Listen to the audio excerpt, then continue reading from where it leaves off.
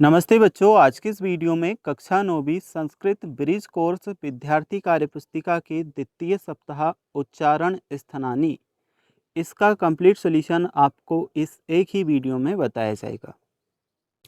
जैसे कि बच्चों आप देख सकते हो, ये है ब्रिज कोर्स 2026-27 कक्षा 9वीं संस्कृत की विद्यार्थी कार्य पुस्तिका। और इसके विषयानुक्रम में अगर हम चलते हैं तो यहाँ पर टोटल जो आपकी बुक है बच्चों 8 सप्ताह में आपको डिवाइड देखने को मिलेंगी।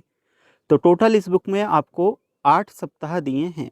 इससे पहले वाले वीडियो में हम प्रथम सप्ताह यानी कि सप्ताह 1 का कार्य कंप्लीट कर चुके हैं। आज की इस वीडियो में हम आपके द्वितीय सप्ताह का कार्य सॉल्व करेंगे, जो आपको पेज नंबर 7 से लेके तो 16 तक देखने को मिलेगा। तो बच्चों पेज नंबर 7 आपको ओपन कर लेना है। यहाँ पर आपका द्वितीय सप्ताह उच्चारण स्थानानी दिया है। कंप्लीट एक्सप्लेनेशन के साथ में आपको एक एक प्रश्न का सही उत्तर भी यहाँ पे समझाया जाएगा और साथ में आप उत्तर को लिख भी पाओगे, क्योंकि एक एक प्रश्न का सारा उत्तर मैं आपको इस वीडियो में बताऊंगा।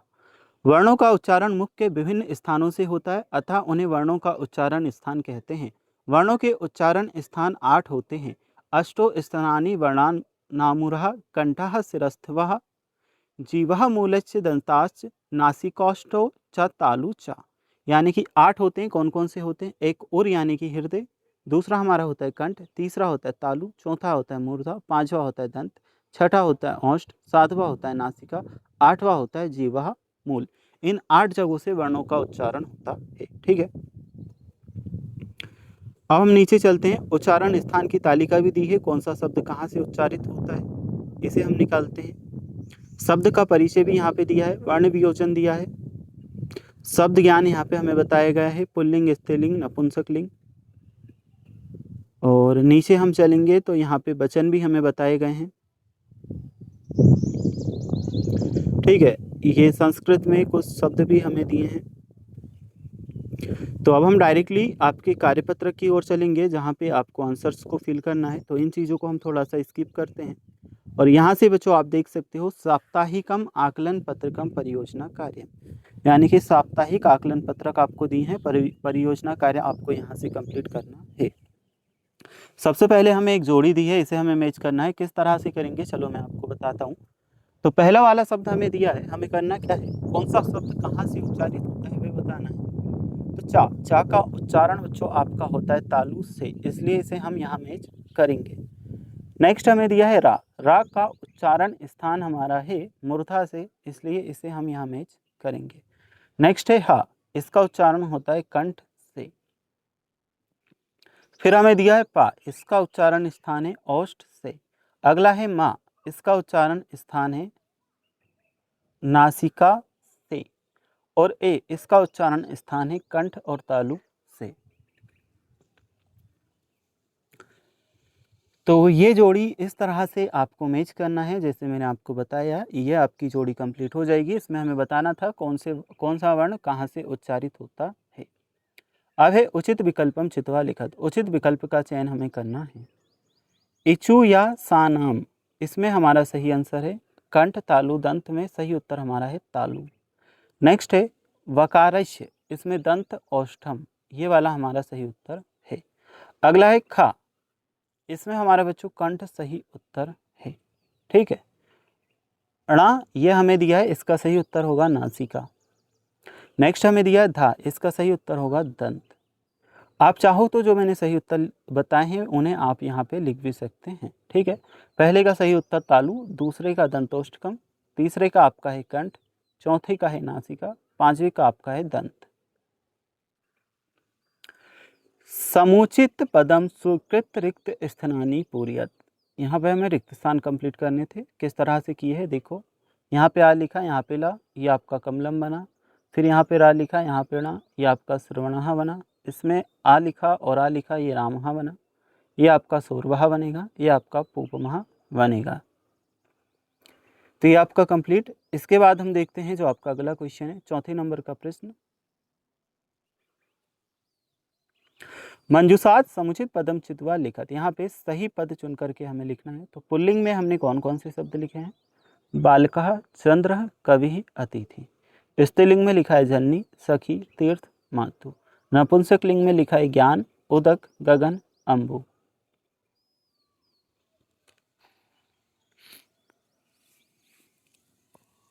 तो चौथे प्रश्न का उत्तर यहाँ से इस तरह से कंप्लीट होता है। अब यहाँ हमें दिया था, देखिए बच्चों, उचित मेलियत, यहाँ पे हमें सही मिलान करना था।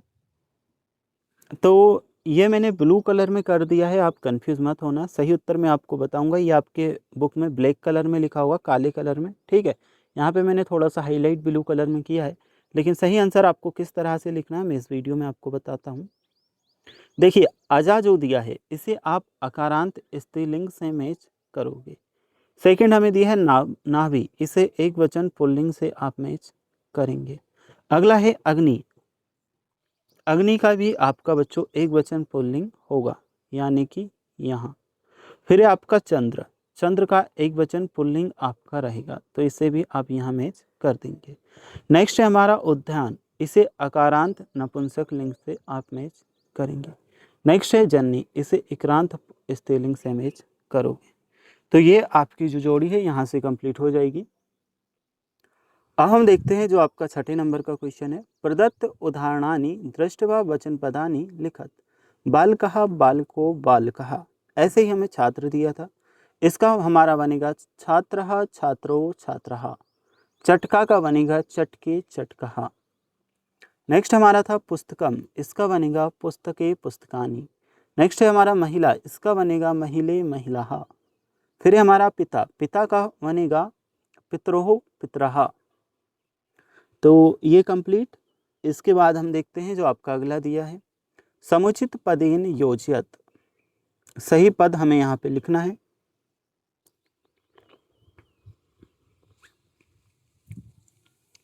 जैसे कि यहाँ पे 3 लिखा था, 3 को संस्कृत में 63 हम कहते हैं।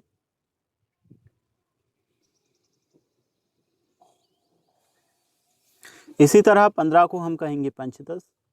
फिर हमें दिया है 27, 27 को कहते हैं सप्तविंशति, 30 को कहते हैं त्रिंशत, ठीक है। और 44 को कहते हैं चतुश्चत्वारिंशत्, ठीक है। 32 को कहेंगे द्वात्रिंशत्।